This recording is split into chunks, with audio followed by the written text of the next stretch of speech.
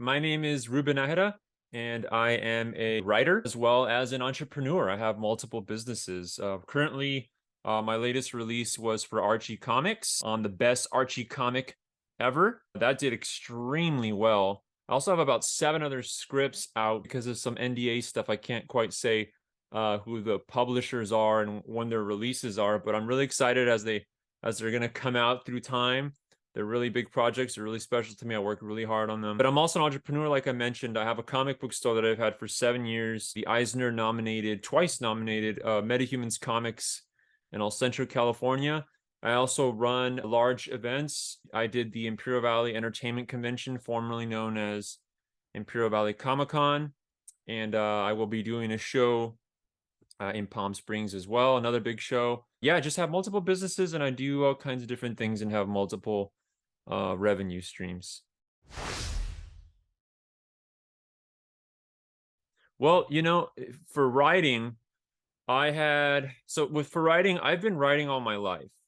And that's one thing I can say is that if you like to do art, or you like to write, don't rely on someone to give you a job to do it. You should always be writing or drawing regardless, because you're going to get better through time. You also figure out your own voice that way, and you just get better at it. So I've always been writing.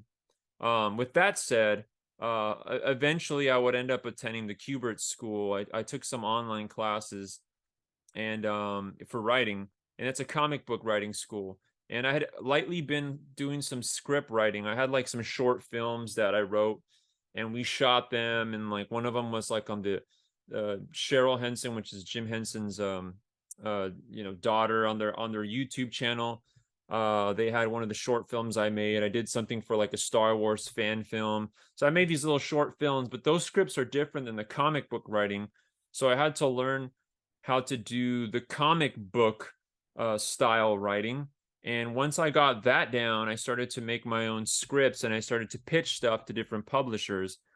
And it took a few years. It took a few years to break in.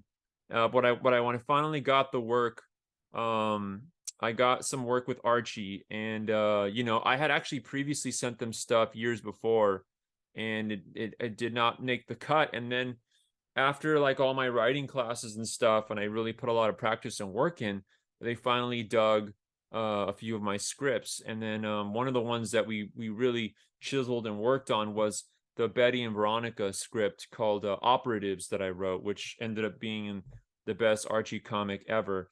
And I have multiple other scripts that I wrote that are also with other publishers that you will see coming in the next year and 2 years. So I write these a lot in advance. That's just the way it is. A lot of people aren't aware that, like, the same way that films are in production for quite some time before you actually see them on the big screen. Comic books are like that too. We're working like really far in advance.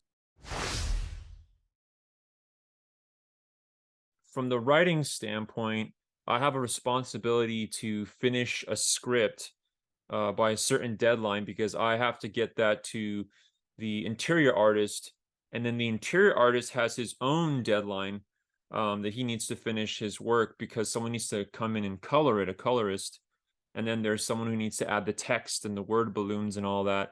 And then the editor has to revise it before it goes to print. And then when it goes to the printing press, that's a whole nother ballgame, because they have to print it, make sure there's no errors, and then through distribution, get it to all the different stores. So there's a lot that goes into just a single comic book that a lot of people, I don't think, are aware. I think they'd appreciate it a lot more if they knew how much work went into a single comic. Now, as for my business, I used to actually physically be in the store when we first started, but now we're 7.5 years out. I have someone that manages the store. So on my end, as the owner, I'm still highly involved in the form of like the social media, or most importantly with like the online sales aspect of it. We have an online store. We also do like eBay and this auction site, whatnot. So we're always, selling things no matter what, whether it's in store or online. So a lot of times I'm stepping in and just doing boxing and shipping of different items as well. And and then with the business side of like the event organization, That's a whole nother thing in itself. There's about 4 giant events that I'm planning for the next year.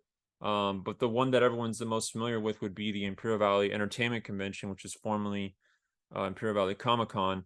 And with that one, there's just a lot of work involved with making sure you get the vendors set up, the spaces, locking in the place, all the permits, the licenses, the venue, what time you got to set up, what time you got to break down, the parking situation, your celebrity guests, the getting their flights booked, picking them up, the whole situation at the airport, hotel stay, dealing with their agents, their managers, per diem. It's a lot. That's just like each person. So if you have like 20 guests, imagine. So it's a lot of work, but I've gotten really, really good at it, and to see, people's faces the day of the event, it's amazing. It makes it all worthwhile.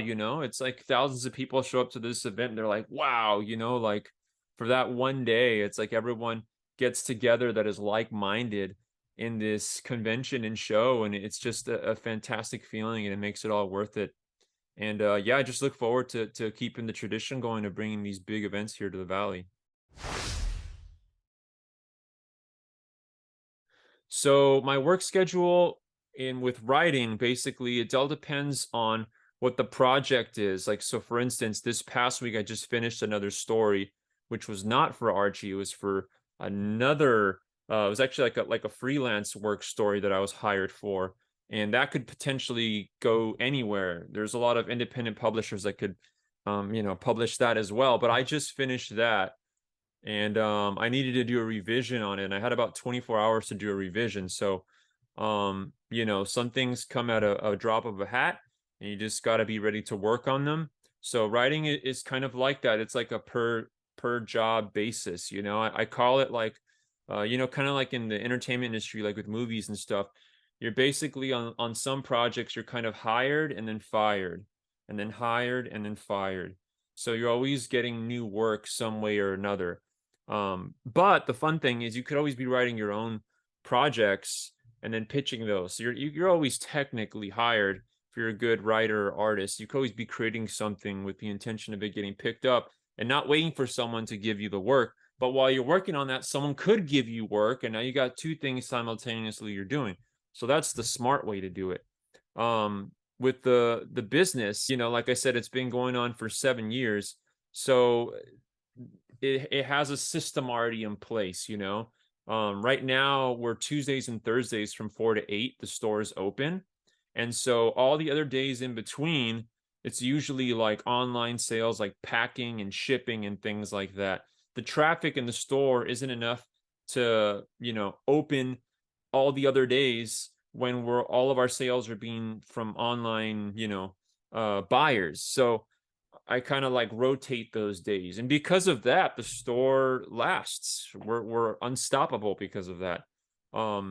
If I had it just open every single day and it was just slow business, you're always having to lose those hours and not focusing on the things that are more important. So yeah, that's the way that the store functions. And then with the conventions, that kind of, you don't really sleep on that. That's a 365-day job, really. You're always going to be promoting the event that happens for one day in the year, whether it's getting new guests or announcing new guests or doing something for social media so that you're always on people's minds and radar, to help sell tickets for the show. Because without the tickets you sell for the show, you can't pay the celebrity guests, and you can't pay their plane trip and their hotel and their per diem and their agents and their writer, and the advertisements and how much the billboard costs and the venue and the permits and all the things that you have to pay. So there's a lot that goes into it. So it is a lot of work. The events in themselves are a ton of work. Someone can just do that only and not have any other gig. But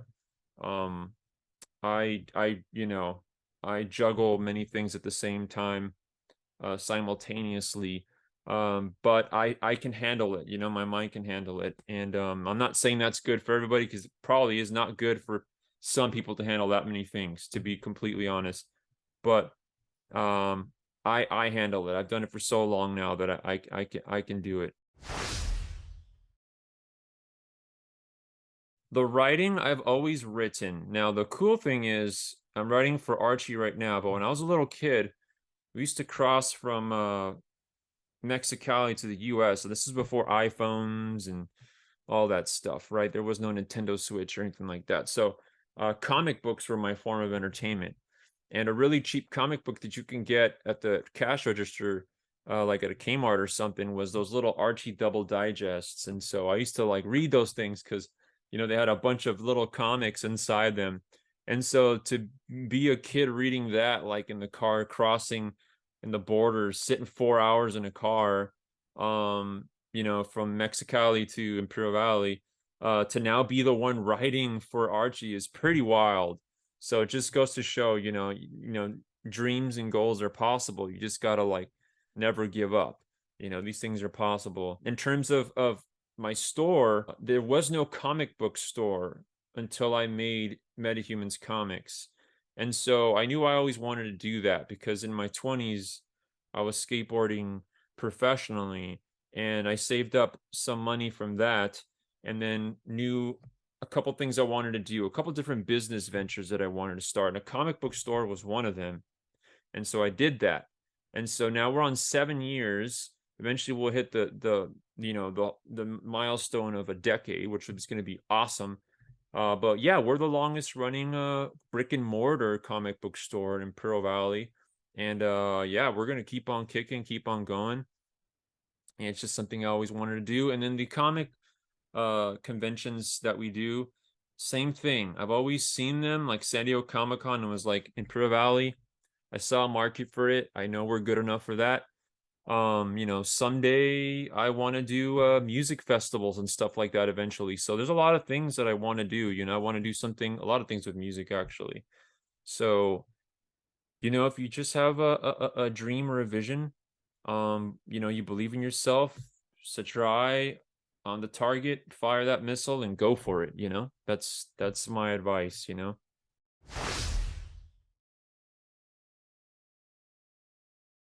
So when the best Archie comic came out, it was an amazing feeling because, like I mentioned, I had been reading those things in the back of the car crossing from Mexicali to the US, and to now be the writer and contributing to the history of Archie. Um, and not only that, but I mean, I'm probably one of the only Mexican American writers, period, in comics. There's not many in the industry. And not only that, but at Archie alone, I'm probably one of like two Mexican writers in the history. Like the company's been on for like 80 years. So it's quite an honor, to be writing stories for them. It's really, really cool. So that is a big milestone for me, an accomplishment. And then with my business, the comic store, 7 years. That's a milestone. We've been nominated for 2 Eisners. I was really proud of that. The Eisners are like the Oscars, but in the comic book world. And then the convention, just seeing it grow through the years is incredible. And seeing the types of people that we have there is amazing. And then also another milestone for me was um I was skateboarding professionally in my 20s, and I had my own signature power bar box which was sold at like Target and Walmart and all this. And the other athlete that was on the box also was Blake Griffin from the Clippers, Los Angeles Clippers basketball team at the time. So I had this like major endorsement, and it's like it literally is like being on a Wheaties box. And at the time, it was the most money I had gotten paid for anything. I was really young in skating, and to I was the first athlete in Imperial Valley history to get endorsements like that. So I, that to me, that's a big milestone and a big achievement. And I'll never forget that, for the rest of my life. I remember being at a Target checkout lane, and there was a lady in front of me, and I went to just go buy milk to eat my cereal with. And there was a woman in front of me, and she had two power bar boxes in like the little baby seat where you seat the baby. She just had stuff there. and the boxes were facing me, and it was me on the back of the box, and she had no idea that I was standing behind her. But that also made me realize, like, wow, they're gonna sell a lot of these because she does not care who the heck I am. She's buying it because it's like a Snickers bar, it's a power bar, right? So she's gonna buy it regardless. But here I am on her box, and I'm standing behind her, and she doesn't even know. So at that time, that was like the real like eye opener for me, as a young athlete like that. But through all those experiences, I got to learn a lot about business. So I learned a lot about business through that, through the endorsements and the sponsorships, and also like what would I do with my businesses differently that I didn't like that some of those companies were doing, and so on and so forth. So I always take everything as a learning experience and learn from it. Well, as a writer, you always want to write, whatever you just want to write, write, write, even if it's little poems, jot notes, you're going to get better at as you write. And sometimes, here's the thing, sometimes you have wonderful ideas. If you don't write them down, you can lose them. So let's say you wake up and you had this crazy dream, but it's like a great story. Write it down, because you're not going to remember it later, or you're not going to remember as good as it was or as fresh as it was. So just write, write, write. I know that can also happen with like songwriting and making music. Sometimes you just have to record something, even if it's like on voice memo on your phone. Just get ideas down. And even if you don't know exactly what the exact concept or idea is, but you have little brainstorm, you got separate words and things, write those down too, because you might be able to piece those together like a puzzle later. So yeah, just write, write, write. That's the big thing. And then with owning a business or doing events, I mean, if it's something you truly want to do and you're passionate about, just go for it. I mean, there's nothing, in my opinion, there's nothing better than being your own boss. Um, yeah, you answer to yourself. If things don't work out, it's your fault. So guess what? You got to make it work, and that really puts you in the line. It makes you accountable, and so it just pushes me to work harder. The tricky part is you get sometimes, like they say, like especially in the beginning, you kind of forget to pay yourself because you're so focused on making it work. But as it comes to fruition and it grows and it builds and becomes successful and blossoms, you see the fruits of your labor, and then the revenue streams come. And the best part about that is, versus like a 9 to 5 where you can only make so much, once you have your own businesses, that doesn't exist anymore. The skies are the limit. You can go as hard as you want to go, and you have zero restriction. So if you want to be a millionaire, you could be a millionaire.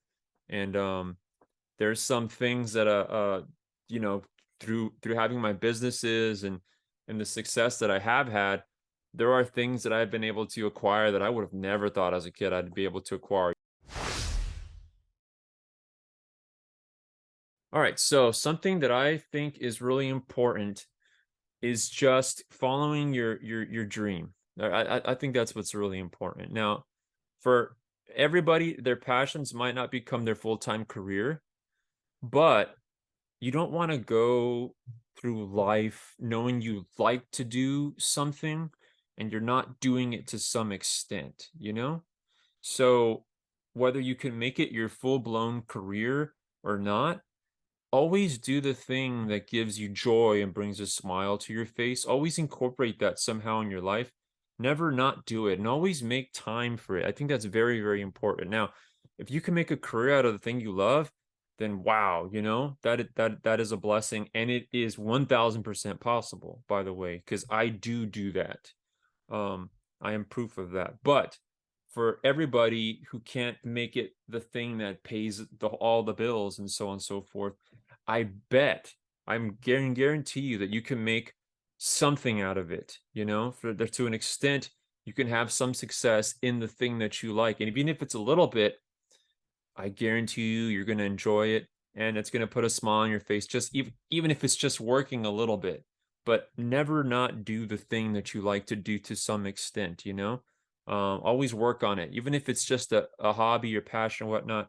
Trust me, like we all deserve to be happy in this world, and do the things that you love to do, whatever that is. Writing, art, music. If you like to construct furniture, if you like to paint, if you like to record you know, music, if you whatever it is, there's so many things, you know what I mean? It's so many things. Maybe you want to start your own brand. You want to there's so many things you could do. Just do the thing that you want to do. Okay?